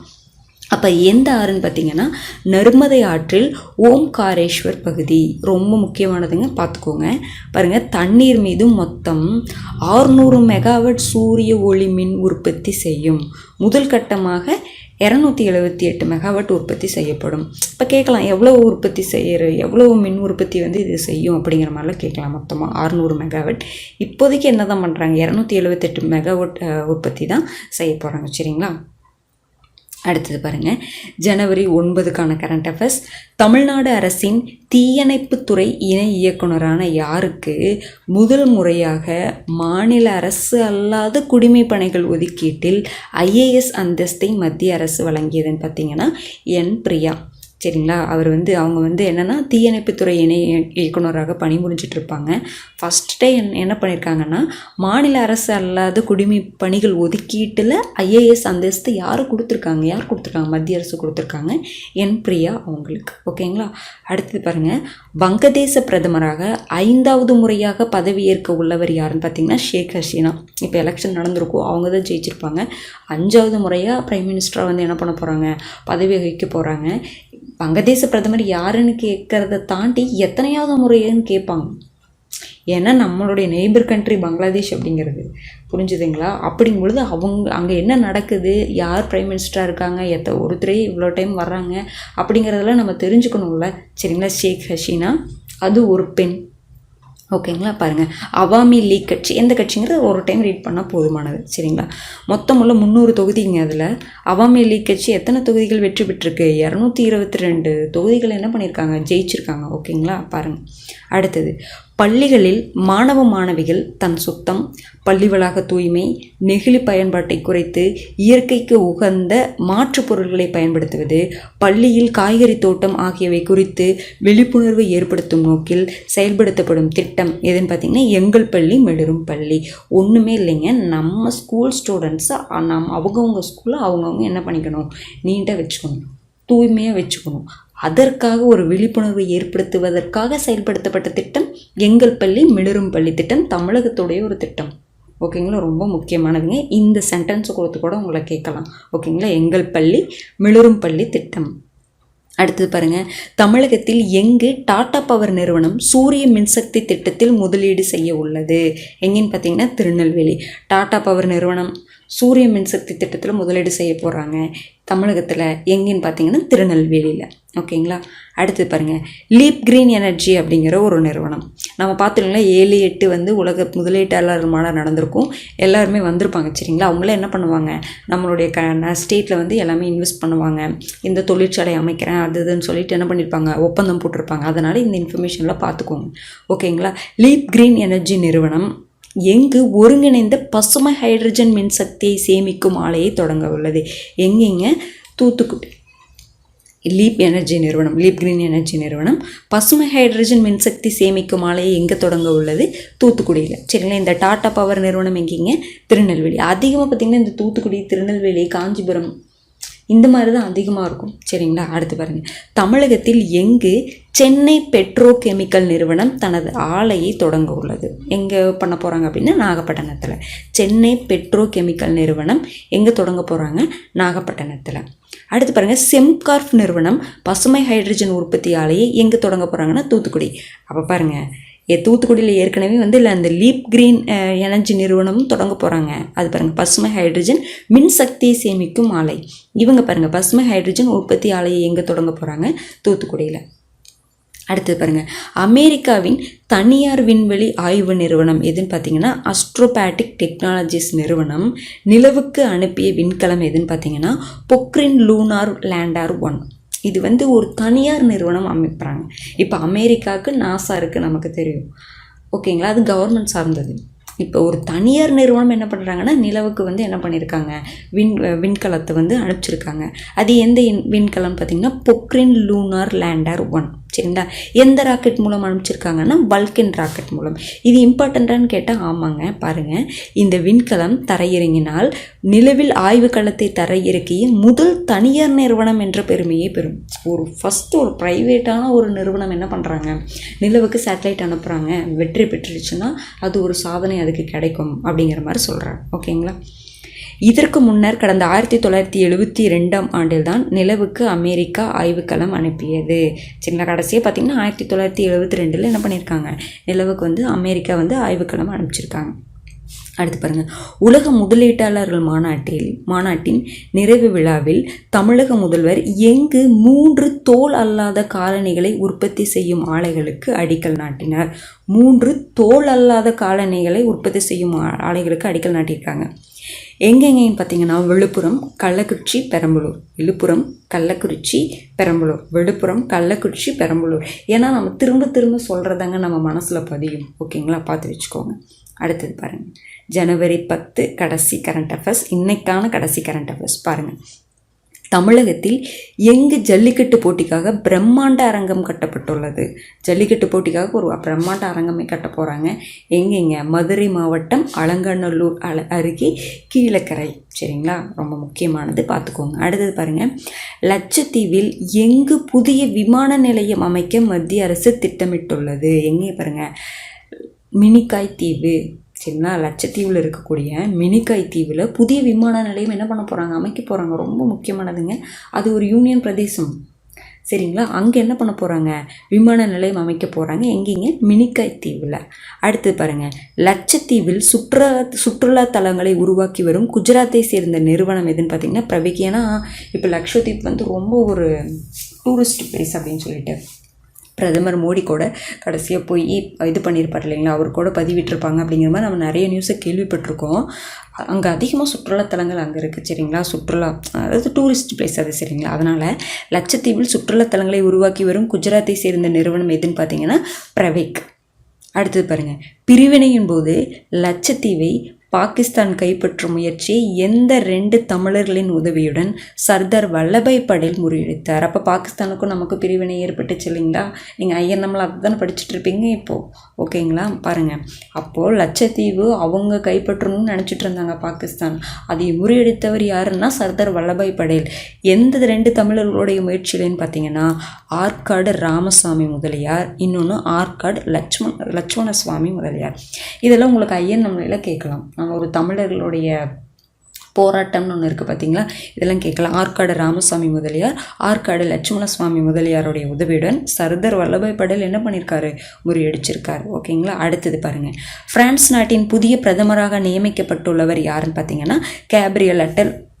எந்த கண்ட்ரிக்குமே பிரைம் மினிஸ்டர், அதிபர் என்ன அப்பாயின்மெண்ட் பண்ணாலும் பார்த்து வச்சுக்கோங்க. மெயினாக பிரைம் மினிஸ்டர், அதிபர், பிரசிடெண்ட் பார்த்து வச்சுக்கோங்க. கேப்ரியல் அட்டல். இதற்கு முன்னாடி யார் இருந்திருக்காங்க, எலிசபெத் போன். ஓகேங்களா, அடுத்து பாருங்கள், சர்வதேச வர்த்தக கண்காட்சி 2024 எங்கே நடைபெறுகிறதுன்னு பார்த்தீங்கன்னா குஜராத் காந்தி நகர். சர்வதேச வர்த்தக கண்காட்சி 2024 எங்கெங்கே நடந்துச்சு? குஜராத் காந்தி நகர். அடுத்து பாருங்கள், இலங்கையில் தமிழர்களுடன் நல்லிணக்கத்தை ஏற்படுத்தும் நடவடிக்கைகளில் ஒன்றாக அந்நாட்டு நாடாளுமன்றத்தில் நிறைவேற்றப்பட்ட மசோதா எதுன்னு பார்த்தீங்கன்னா அங்கே இலங்கையில் தமிழர்களுடன் ஒரு நல்லிணக்கத்தை ஏற்படுத்தணும் அப்படிங்கிறக்காக. சரிங்களா. ஒரு மசோதாவை வந்து என்ன பண்ணியிருக்காங்க, இது பண்ணியிருக்காங்க. அது என்ன மசோதா அப்படின்னு பார்த்தீங்கன்னா, தேசிய ஒற்றுமை மற்றும் நல்லிணக்க அலுவலகம் அமைக்கும் மசோதா. அதுக்காகவே ஒரு அலுவலகம் அமைக்க போகிறாங்க. அந்த மசோதாவை என்ன பண்ணியிருக்காங்க, தாக்கல் பண்ணியிருக்காங்க. அடுத்தது பாருங்கள், காலநிலை மாற்றத்து சம்பந்தமான ஒரு கொஷின். கடந்த ஆண்டில் பதிவான தொழிற்புரட்சி காலத்தில் பதிவான வெப்பநிலையை விட எத்தனை டிகிரி செல்சியஸ் அதிகம் என ஐரோப்பிய யூனியனின் காலநிலை அமைப்பான கோப்பர்னிக்கஸ் தெரிவித்தது. கோப்பர்னிக்கஸ் அப்படிங்கிறது ஒரு அமைப்புங்க. ஐரோப்பிய யூனியனுடைய ஒரு காலநிலை அமைப்பு தான் கோப்பர்னிக்கஸ். அவங்க என்ன சொல்லியிருக்காங்கன்னா, லாஸ்ட் இயரில் நமக்கே தெரியும் சரிங்களா, அந்த வெப்பம் எவ்வளோ பதிவாயிருக்குன்னு சொல்கிறாங்க, 1.48 டிகிரி செல்சியஸ். அதனால் எப்படின்னா, தொழிற்புரட்சி காலத்தில் வந்து பதிவாயிருக்கும் பார்த்திங்களா, அந்த வெப்பநிலையை விட 1.48 டிகிரி செல்சியஸ் என்னவாக இருக்குன்னு சொல்கிறாங்க, அதிகமாக இருக்குன்னு சொல்கிறாங்க. நம்மளுடைய டார்கெட்டே என்னென்னா, அப்போ விட தொழிற்புரட்சி ஏற்பட்ட காலத்தில் அந்த வெப்பநிலையை விட நம்ம குறைக்கணும்னு நம்ம டார்கெட் ஃபிக்ஸ் பண்ணி இது பண்ணிகிட்ருக்கோம். அப்போ பார்த்தீங்கன்னா இப்போ இவ்வளோ அதிகமாக இருக்குது அப்படின்னு சொல்கிறாங்க. ரொம்ப முக்கியமானது. ஓகேங்களா. அடுத்தது பாருங்கள், வெளிநாடு வாழ் இந்தியர்கள் தினம் எப்போங்க, ஜனவரி 9. நமக்கு தெரியும் சரிங்களா. பார்த்து வச்சுக்கோங்க. பிரவேசி பாரதிய திவாஸ். இப்போ குரூப் 4 கொஷினில் கூட நம்ம கேட்டிருப்பாங்க சரிங்களா. இதெல்லாம் சிம்பிளான கொஷின் சொல்லிட்டு நம்ம படிக்காமல் போவோங்க. அதுதான் கேட்பாங்க. மனித உரிமைகள் தினம் கேட்டிருந்தாங்க. ரொம்ப பேசிக்கான கொஷின் தான். ஆனால் இதெல்லாம் கேட்க மாட்டாங்கன்னு நம்ம நினச்சிட்ருக்கோம். ஆனால் கேட்டிருக்காங்க. அதனால் எதையுமே விடாதீங்க. ஓகேங்களா. வெளிநாடு வாழ் இந்தியர்கள் தினம் எப்போங்க, ஜனவரி 9. அடுத்தது பாருங்கள், எந்த நாட்டில் நாய் இறைச்சிக்கு தடை விதிக்கப்பட்டுள்ளதுன்னு பார்த்தீங்கன்னா, தென்கொரியாவில். நாய் இறைச்சிக்கு தடை விதிக்கப்பட்டுள்ள நாடு எதுங்க, தென்கொரியா. அடுத்து பாருங்கள், ஒரு திட்டம், தமிழகத்துடைய ஒரு திட்டம். உலகெங்கும் வாழும் தமிழக அரசு பள்ளிகளைச் சேர்ந்த முன்னாள் மாணவர்கள் ஓரணியில் திரண்டு பள்ளிகளை மேம்படுத்த எந்த திட்டம் மேற்கொள்ளப்பட உள்ளது, விழுதுகள் திட்டம். இதுக்கு முன்னாடி ஒன்று பார்த்தோம், ஞாபகம் இருக்குங்களா, எங்கள் பள்ளி மிளிரும் பள்ளின்னு ஒரு திட்டம். அது எதுக்குன்னா, அங்கே படிக்கிற ஸ்டூடெண்ட்ஸு என்ன பண்ணிக்கணும், தன்னுடைய ஸ்கூலை வந்து தூய்மையாக வச்சுக்கணும். இது என்னதுன்னு பார்த்தீங்கன்னா, அங்கங்கே இருப்போம், உலகெங்கும் அங்கங்கே முன்னாள் மாணவர்கள்லாம் இருப்பாங்க. அவங்களாம் சேர்ந்து பள்ளிகளை மேம்படுத்துவதற்காக நம்மளால் முடிந்த உதவியை நம்ம செய்யணும். நிதியுதவியாகட்டும் எதுவாகட்டும். அதற்காக கொண்டு வரப்பட்ட திட்டம் தான் என்னதுங்க, விழுதுகள் திட்டம். ஓகேங்களா. இன்றைக்கான கரண்ட் அஃபேர்ஸ் 10 கரண்ட் அஃபேர்ஸ் முடிஞ்சிருச்சுங்க. நாளைக்கு 11லேருந்து பார்க்கலாம். ஓகேங்களா. இது ஒரு டைம் பார்த்துட்டு நீங்கள் சும்மா ரீட் பண்ணிட்டீங்கன்னாவே போதுங்க, மைண்டில் வந்து ஸ்டோர் ஆகிக்கும்.